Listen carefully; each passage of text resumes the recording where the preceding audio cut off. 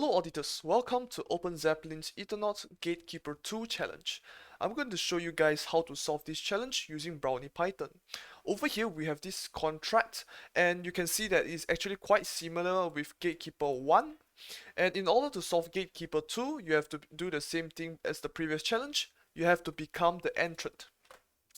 I'm going to explain how our contract works, but before that, remember to add the new RPC of Sepolia instead of using Gorally, because Gorally is actually quite expensive with the recent gas prices. Anyways, let's move on. Okay, so firstly, I'm going to explain what this is.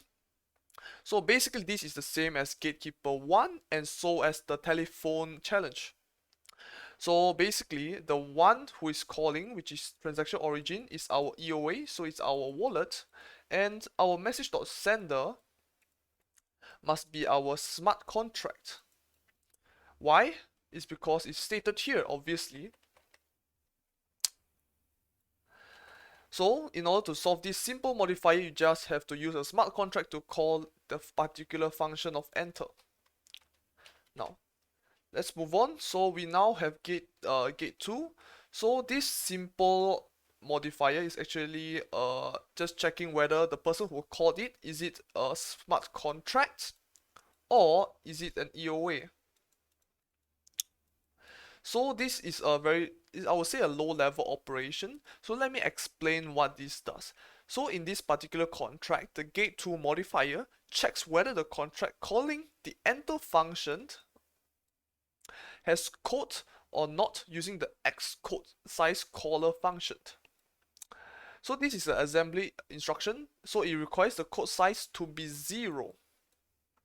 However, in our particular contract, which is this, our attacker contract, it's very simple to exploit this.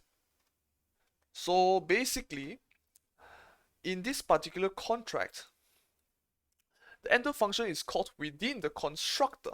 So what this does is that since our contract over here is not yet deployed, the code size is 0 and is not associated with the address yet.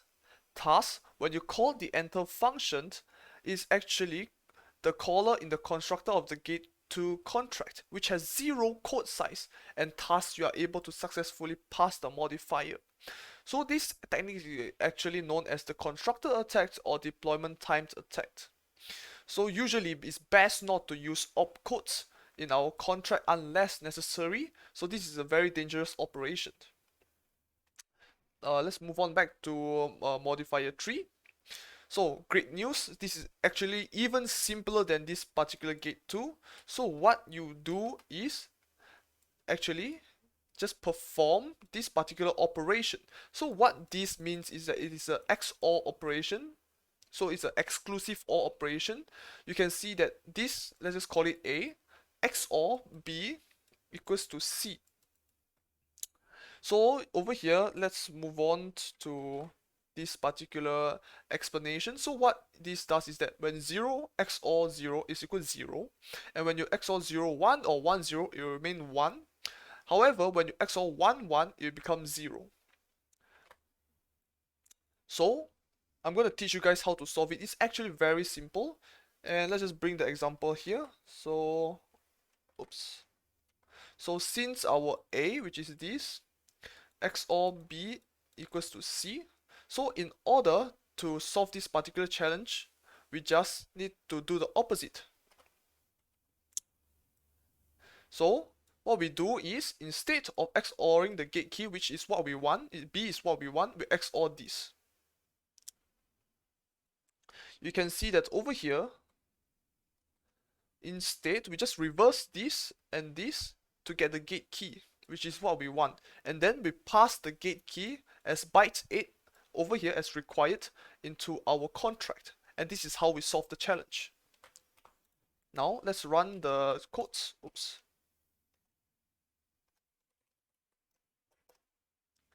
So I'll pause over here. You can see that the contract has been deployed and successfully completed this challenge. It's actually very simple. You just deploy the contract with the address name of the target. So let's move on to MetaMask and let's just complete this challenge. And you'll see that we have successfully completed this challenge easily.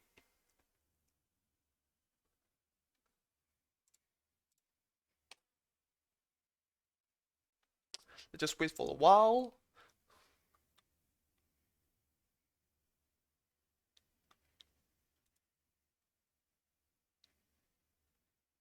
And there you go. So if you like this particular tutorial, please hit the like button and subscribe. Thank you for watching and have a nice day.